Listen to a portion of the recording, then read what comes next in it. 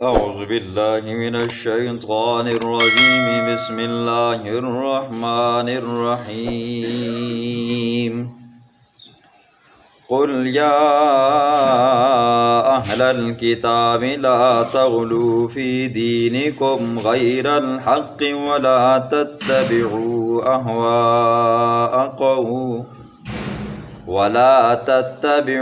أهواء قوم قد ضلوا من قبل وأضلوا كثيرا وضلوا عن سواء السبيل لعن الذين كفروا من بني إسرائيل على لسان داود وعيسى بن مريم ذلك بما عصوا وكانوا يعتدون كانوا لا يتناهون عن منكر فعلوه لبئس ما كانوا يفعلون صدق الله العظيم۔ کل کے درس میں اللہ رب العزت نے عیسائیوں کے 3 فرقوں کی نفی فرمائی، ملکیہ، یعقوبیہ، نستوریہ۔ کسی نے کہا کہ اللہ ہی عیسیٰ ہے، کسی نے کہا کہ عیسیٰ اللہ کا بیٹا ہے، کسی نے کہا کہ یہ دنیا کا نظام 3 ہستیاں چلا رہی ہیں۔ اللہ نے ان تینوں فرقوں کے عقائد کی نفی فرمائی، فرمایا اللہ ہی ہے جو اس دنیا کو چلا رہا ہے، اللہ کے علاوہ کوئی اور الہ نہیں ہے، اور اللہ کا کوئی بیٹا نہیں ہے، اللہ کی کوئی اولاد نہیں ہے۔ اور 3 جو چلا رہے ہیں، ان 3 کے پیدا ہونے سے پہلے بھی اللہ اس دنیا کو چلا رہا تھا، اور ان کی موجودگی میں بھی اللہ نے چلایا ہے، اور آج بھی اللہ چلا رہا ہے۔ آج اللہ رب العزت اہل کتاب یہودیوں کے غلو کو بیان فرمائیں گے، اور ساتھ میں یہ بیان فرمائیں گے کہ اہل کتاب یہودیوں کے اوپر اللہ کی لعنت کیوں برسی۔ پہلی آیت کے اندر اللہ فرماتے ہیں یا اہل الکتاب لا تغلوا فی دینکم، کہ تم اپنے دین کے اندر غلو مت کرو غیر الحق کے ناحق طور پر، ولا تتبعوا اهواء قوم، اور مت پیروی کرو اس قوم کی خواہشات کی، قد ضلوا جو خود بھی گمراہ تھے، من قبل اس سے پہلے، اور وضلوا کثیرا اور انہوں نے بہت ساروں کو خود گمراہ کیا، اور وضلوا عن سواء السبیل اور سیدھے راستے سے ہٹ گئے۔ اللہ رب العزت نے تورات کے اندر، زبور کے اندر، انجیل کے اندر، قرآن کے اندر یہ بیان فرمایا ہے کہ لم یلد ولم یولد، نہ اس اللہ کی کوئی اولاد ہے، نہ اللہ نے کسی کو جنا ہے، نہ کسی نے اللہ کو جنا ہے، نہ اس اللہ کی بیوی ہے، نہ اس کا کوئی بیٹا ہے، نہ اس کی بیٹیاں ہیں۔ تو فرمایا اے اہل کتاب تم اپنے دین کے اندر کیوں غلو کرتے ہو؟ تم حضرت عیسیٰ کو اللہ کا بیٹا کیوں بناتے ہو؟ تم حضرت عیسیٰ کو اللہ کیوں بناتے ہو؟ فرمایا یہ جن لوگوں کے یہ عقائد ہیں وہ خود بھی گمراہ تھے اور لوگوں کو بھی گمراہ کیا۔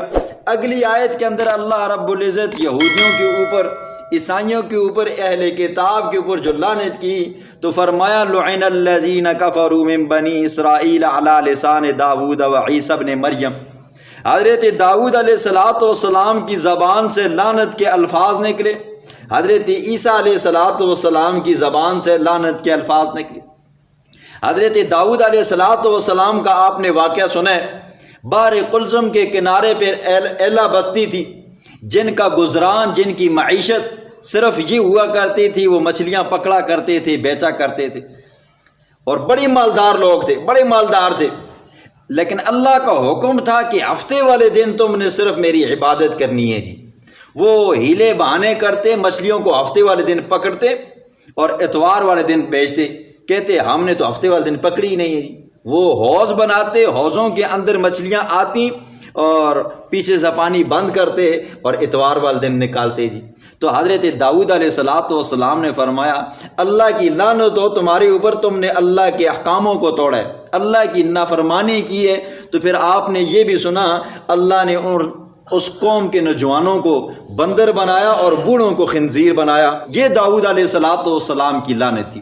اور حضرت عیسیٰ علیہ الصلوۃ والسلام نے بھی لعنت فرمائی تھی۔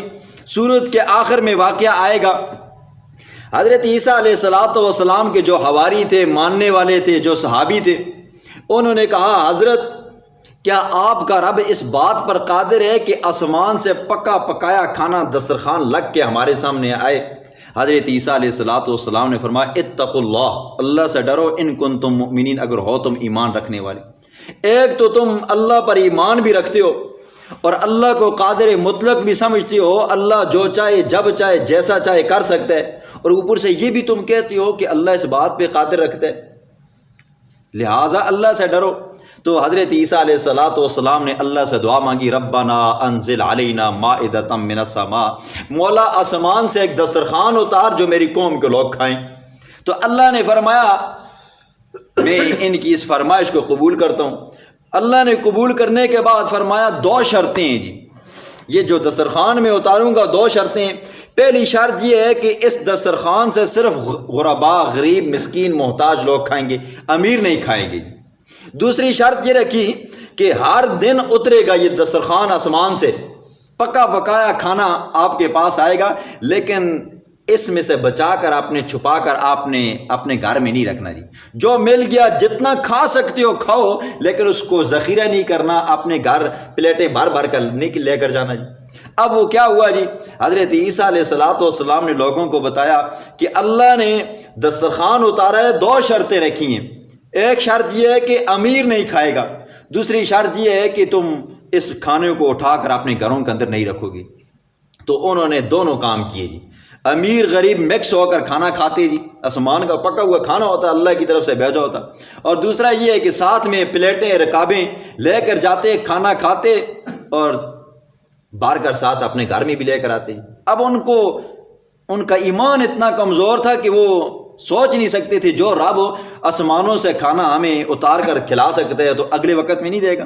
انسان ہے نا جی، ہو سکتا ہے کہ اگلے وقت میں کم ملے، ہو سکتا ہے کہ نہ ملے، تو وہ اس لالچ میں آئے، انہوں نے کھانا کیا کیا جی، ذخیرہ کرنا شروع کر دیا۔ حضرت عیسیٰ علیہ الصلوۃ والسلام نے فرمایا تم پر اللہ کی لعنت ہو، تم نے اللہ کے احکاموں کو، اللہ کے حکموں کی نافرمانی کی ہے۔ تو اللہ فرماتے ہیں لعن الذین، لعنت کی گئی ہے ان لوگوں پر، کفروا جنہوں نے کفر کیا، من بنی اسرائیل، بنی اسرائیل میں سے، علی لسان داؤد، حضرت داؤد علیہ الصلوۃ والسلام کی زبان پر، و عیسیٰ ابن مریم، اور عیسیٰ بن مریم کی زبان پر۔ جب یہ آیت کریمہ اللہ کے پیغمبر نے پڑھ کر اپنے صحابہ کو سنائی، پھر حضور صلی اللہ علیہ وسلم نے اپنے صحابہ کو بیان فرمایا کہ من رأى منکم منکرا فلیغیرہ بیدی، جو بندہ تم میں سے برا کام دیکھے جی، اس کی آنکھوں کے سامنے برا کام ہو رہا ہے، تو اللہ کے پیغمبر نے فرمایا اگر اس بندے کے اندر طاقت ہے نا تو پھر وہ فلیغیرہ بیدی، وہ بندہ اپنے ہاتھوں سے اس بندے کو روکے۔ ہمارے سامنے کوئی بندہ غلط کام کر رہا ہے نا جی، تو اگر ہماری اتنی طاقت ہے ہم اس کو ہاتھوں سے روک سکتے ہیں، بھائی آج کے بعد یہ کام غلط مت کرنا جی، یہ شرعاً ٹھیک نہیں ہے۔ پھر اللہ کے پیغمبر نے فرمایا اگر ایمان کمزور ہے تو فبلسان ہی، تو کم از کم بندہ پھر زبان سے اس کو کہے بھائی جان آپ غلط کر رہے ہو، شرعاً یہ ٹھیک نہیں ہے، جائز نہیں ہے۔ اگر زبان سے بھی نہیں کہہ سکتے ہو تو فرمایا فبقلبی، پھر دل سے اس بندے کو برا سمجھو۔ اگر دل سے بھی برا نہیں سمجھتے ہو، پھر اللہ کے پیغمبر نے فرمایا اس بندے کو اپنے ایمان کے بارے میں سوچنا چاہیے، آیا اس کے اندر ایمان بھی ہے یا نہیں ہے۔ اس کے سامنے غلط کام ہو رہا ہے، شریعت کی دھجیاں اڑائی جا رہی ہیں، شریعت پامال کی جا رہی ہے، تو اس بندے کو سوچنا چاہیے میرے اپنے اندر ایمان ہے یا نہیں۔ کانوا لا یتناہون عن منکر فعلوا، اللہ فرماتے ہیں یہ داؤد علیہ الصلوۃ والسلام کے زمانے کے اندر جو اہل کتاب کے اوپر لعنت برسائی گئی تھی، کیوں برسائی گئی تھی؟ اور حضرت عیسیٰ علیہ الصلوۃ والسلام کے زمانے کے اندر جو اہل کتاب پر ان پر لعنت برسائی گئی، کیوں برسائی گئی؟ فرمایا کانوا لا یتناہون عن منکر، وہ ایک دوسرے کو برے کاموں سے روکتے نہیں تھے، برے کاموں سے روکتے نہیں تھے۔ فعلوا لبئس ما كانوا يفعلون، بہت برا وہ کام کرتے تھے۔ ترى كثيرا منهم يتولون الذين كفروا، اللہ فرماتے ہیں مخاطب انسان ذرا غور و فکر کر، آپ دیکھو گے بہت سارے لوگوں کو جو یتولون الذين كفروا، جو کفار کے ساتھ دوستیاں لگاتے ہیں، لبئس ما قدمت لهم، فرمایا ان کا کفار کے ساتھ دوستی لگانا یہ بہت برا ہے اپنی جانوں کے لیے جو آگے بھیج رہے ہیں۔